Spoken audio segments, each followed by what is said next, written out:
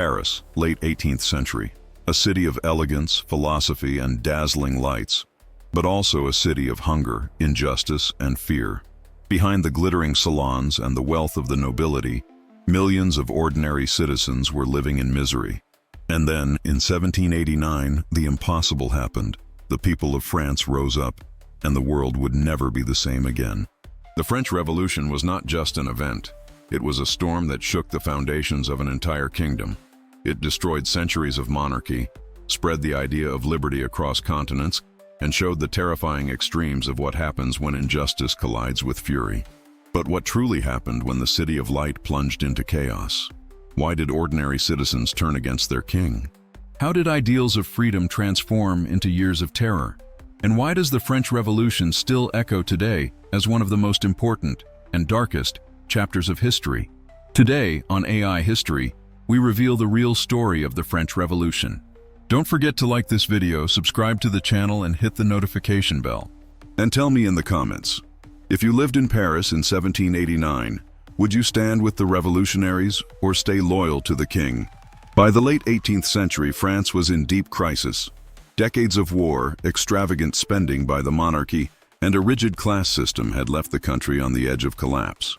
The kingdom was divided into three estates: the clergy, who enjoyed privileges and wealth; the nobility, who lived in luxury, far removed from the struggles of ordinary life; and the third estate, everyone else: farmers, merchants, workers, more than 90% of the population, carrying almost the entire burden of taxation.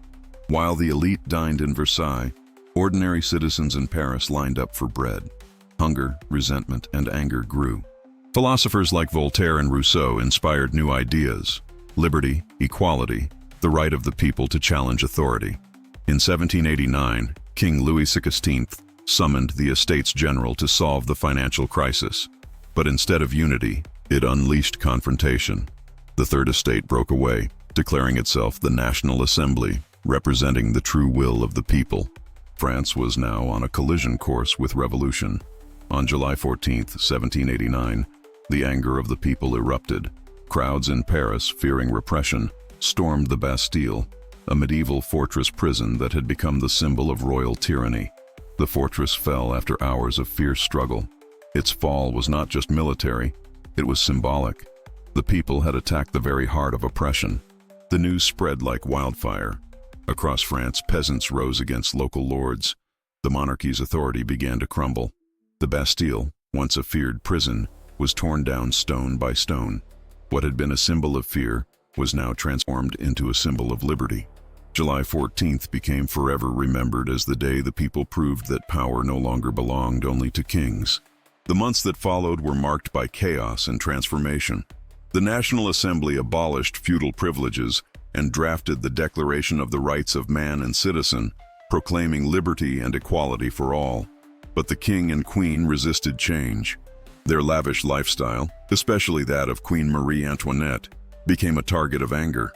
Rumors and propaganda portrayed her as indifferent to the suffering of the people. In October 1789, thousands of women marched to Versailles, demanding bread and bringing the royal family back to Paris. From that moment, the monarchy was under the control of the revolution. As the crisis deepened, foreign monarchies grew alarmed. Austria and Prussia threatened war to defend the French king. But instead of protecting the monarchy, these threats fueled nationalist fervor.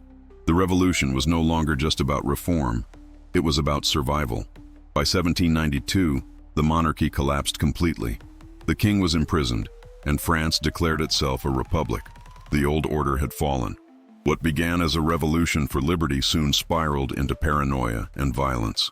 The new republic faced enemies on all sides: foreign armies, internal rebellions, and divisions among revolutionaries themselves. Led by Maximilien Robespierre and the Committee of Public Safety, the revolution turned increasingly radical. Anyone suspected of being an enemy of the Republic could be arrested, tried, and punished. The guillotine became the terrifying symbol of this era.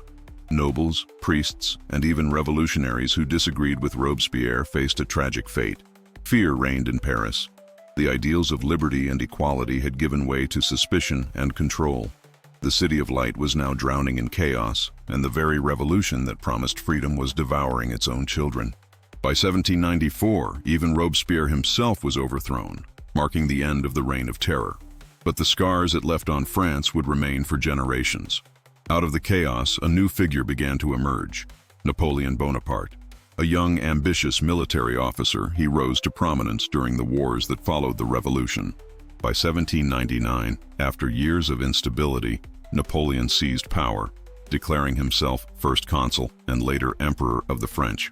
Ironically, the revolution that began with cries for liberty ended with the rise of a new kind of monarch, one who ruled with military might but also carried forward many revolutionary reforms, such as legal equality and secular government. Napoleon spread the ideals of the French Revolution across Europe, but also brought endless wars. For many, he was both a hero and a dictator, proof of how unpredictable the legacy of the revolution truly was. The French Revolution changed the world forever. It ended centuries of monarchy in France, inspired revolutions across Latin America and Europe, and gave birth to the universal principles of liberty, equality, and fraternity.